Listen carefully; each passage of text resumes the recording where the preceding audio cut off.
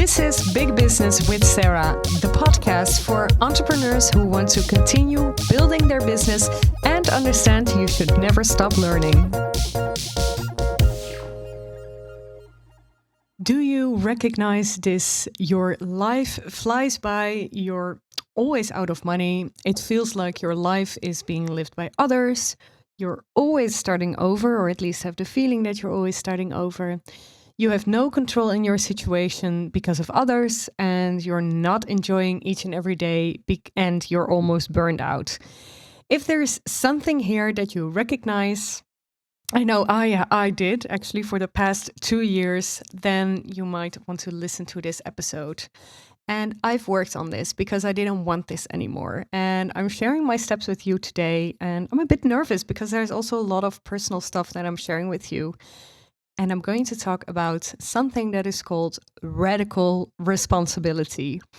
You can read a lot about this, and I just want to share with you my personal journey and how I think this can help you too in this sweet and short episode.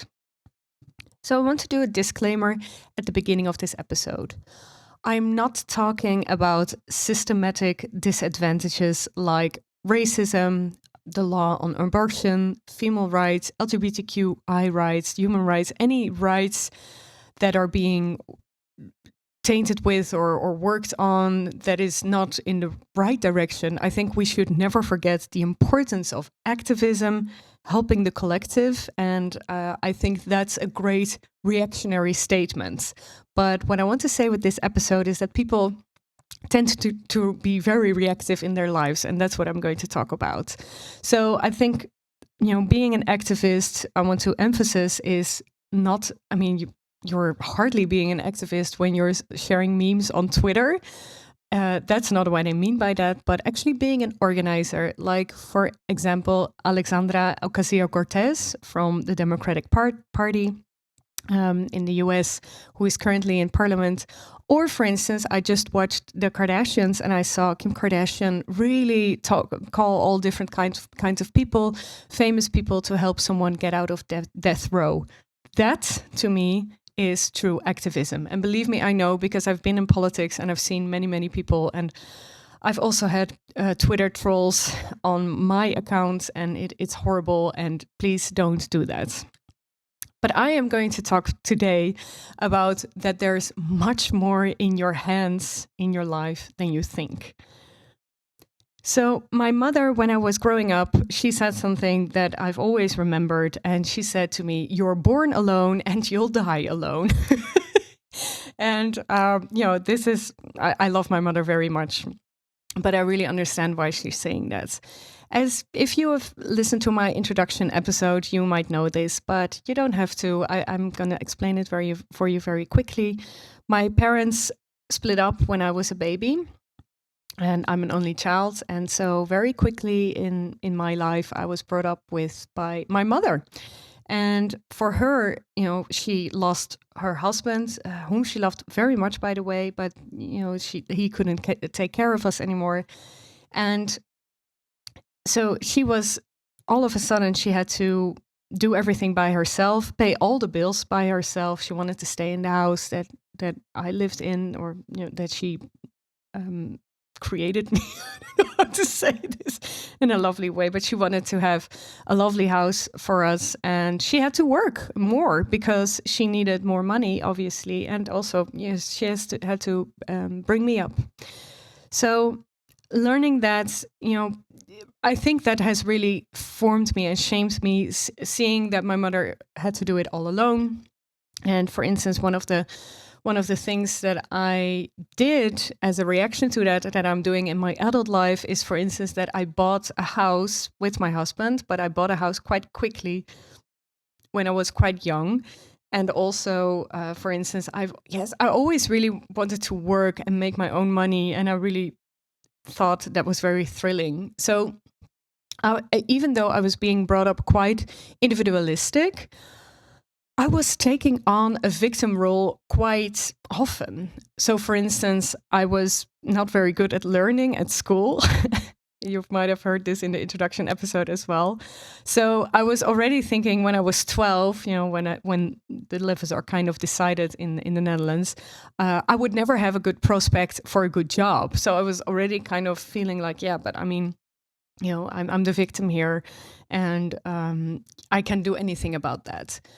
Actually, right now I have a business that I love, and every day I love doing everything in my business. So I mean, everything went well, but that's what I thought. So another thought I had was my parents were no business owners, and I don't know how to do it, so I can't do that. Or I am from a broken family. How can I ever get married, or how can I ever have a great marriage? Fun fact, I'm recording this on June 30th, and tomorrow we are married for 6 years, my husband and I. So yay, I can do this. So I figured out having that victim role is not the way. So what happened to me when I discovered radical responsibility, when I think it was about 2 years ago, but I'm practicing it now for 1.5 years very actively, is that in a discussion when people are in their own personal situation blaming social media, blaming capitalism, blaming neoliberalism, or blaming the system for their problem, I am tending to check out very quickly, because if you don't want anything to change, if you get a kick out of blaming others and want to leave your life into the hands of others, then I strongly suggest you just stop listening right now. But if you do want to feel more free and happier and proud of yourself and your surroundings and feeling gratitude and abundance, then please do continue listening. So I want to share with you my process and steps into that radical responsibility. And there's so much more to share, but I mean, I want these episodes to be short, so I might do a part 2 at some point, or I don't know yet. But this is really, I think this is the basic principle. And why am I sharing this, by the way? Because, it has helped me so much. It has really changed my life. And I was really dreading making this episode. I think I've never, ever prepared as well for an episode as today. So I hope you're feeling that. And if you want more of this, please do let me know on Instagram in the DM. You can just reach me. And because I am willing to really step it up always. So if I get a little nudge from you, that really helps me. So what has been my process and steps? So one of the first things that I noticed in this path is the circle of influence and the circle of concern. And this is a method by Stephen Covey. It's in one of his books called 7 Habits of Highly Effective People. I'm referring to this book quite often because it really has helped me. And the circle of influence is a smaller circle, so that's all the things that you influence in your life. And the circle of concern is a larger circle around that, actually, and those are things you can't really control, but what is really occupying your minds. And in politics, I was far more into my circle of concern. Yes, I had some influence, but my influence was never big enough to actually change the problems that I was facing each and every day. And it was taking so much of my energy. And I thought, you know what, I really want to have an influence. So I'm going to invest more time and money in my business so I can help women reach their business goals. But really finding, putting together funding, for instance, for women to do this, that was something that is not my role. That is not where my talent is currently. Maybe I would like to do it in 20, 30 years' time. I would love to do that, by the way. But now I really want to help women directly, and correctly. So knowing that you have an influence on a certain aspect of life will give you a very powerful feeling. And for instance, in my big business method, which is my mother program as a coach, I'm talking a lot about making that impact and sharing a lot of exercises with you on how to actually create that impact and also make money. Because I don't believe that you have to do everything as a volunteer to really create an impact. Actually, I have been a volunteer for a very, very many different kinds of organizations, and sometimes just giving something in return, like money, will actually make the quality and your output way better. I strongly believe that. If you disagree, also please go into my DMs and we will talk about this. So the realization that you are in control of most parts of your life is something that has helped me a lot. And if this triggers you, you're probably ready for this too. And admitting that you should do the work and changing and stepping out of your comfort zone. I will get back to that immediately, but it can be quite hard. So actually, I get it, because I was also, I'm 36. It's just a couple of years that I discovered this. I didn't want to face it and think, you know what, I actually can do something about it. So one of the steps that I did, so I talked about the circle of influence, circle of concern. So what I was thinking about was that I wanted to be more in my circle of influence. That's what I wanted. So that's why I decided to quit politics and go full on in my business and really focus on what I find very, very important. The second step was that I looked at my surroundings. So what went well, what didn't, what went well in my life, what didn't. So for this, I used something which is called the Wheel of Life. And you could see the Wheel of Life of a circle, and kind of like a pizza, and there is 8 different slices on that pizza. And each slice has a different meaning. So there is family, career, fun, business, finance, all these different kind of categories. Sorry. And there's one example that I want to share with you, and why that Wheel of Life has really has really changed my life. So, for instance, I wrote down at the little pizza slice health, I wrote down no more pain. And it was so funny because I didn't realize until I wrote it down. So if you are listening to this and write it down in your agenda to make this Wheel of Life for a second. You can find it online everywhere. It's very easy to find, and you can make little different departments. You can make them up yourself. But I wrote down no more pain because I was having a lot of pain in my leg for 2 years. Coincidentally, it was right from the start of COVID. So it was very difficult for me to find a physical, I could find a physical therapist, but I couldn't work because of COVID. And so I was having this pain and I was kind of accepting that. And then I went to a physical therapist. It was before the Wheel of Life. And then this pain was still there.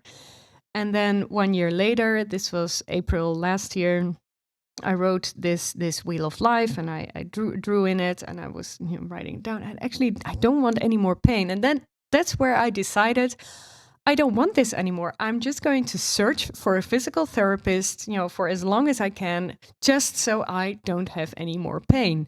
And I was actually so shocked to realize that I kind of accepted my life as it was, but I was also complaining because I couldn't wear heels anymore. I was saying, no, because of my leg, and I was just kind of complaining to, well, not everyone, just my husband, but complaining and, just having that pain all the time. And I was, I'm not saying that you can fix everything. And I'm not talking about, terrible diseases or things, but most of the time there is still a lot that you can do. And that's what I want to say with this example. Another example is that in my business, I really decided that I wanted to get support.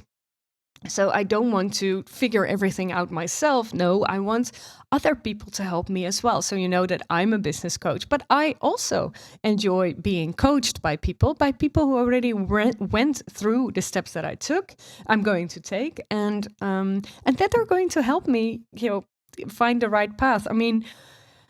Really, it's also a way of loving yourself and accepting, what, I should actually do that. I really want to make this work, or maybe quit something like I did with politics. So I hosted a workshop series in May. It's called a very lovely program. It's called Big Business, Big Life. It was a 3-day workshop, and I also helped my clients in this. And there was one example of a woman who wrote down in this Wheel of Life, she wrote down that she wanted to do more walks in the woods. And now actually she's forcing herself, because I told them to make that Wheel of Life and create a plan on how to make that work. And now she's planning to do those walks in the woods. Another person has found a new job because she had a plan. She knew, she set her mind to it, and she went on and do it. So you can do this too. You are going to be very tired of the discussion that people can't do something because of this, because you will notice life is not about blaming others, and that Wheel of Life will really help you. And this is exactly what stepping out of your comfort zone means. You can do everything on your own with that Wheel of Life. You can work on this. And this has been one of the most liberating thoughts I've had. And it has truly made me in very much closer proximity to happiness, and also for the people around me, actually. So it has really changed my life. So, yeah, I want to end this episode with a quote. And this time it's from a man, and I never share men quotes. Deepak Chopra, and he's saying, every time you're tempted to react in the same old way, ask if you want to be a prisoner of the past or a pioneer of the future. I thought it was such a fitting quote for today's episode. And I would highly recommend to listen to the 21 Days podcast series of Deepak Chopra. It's really lovely, and it's about abundance. And talk about happiness. Do you know that feeling when you're on a holiday and you're truly relaxed and you're inspired and know exactly what to do in your business? Then I have something for you.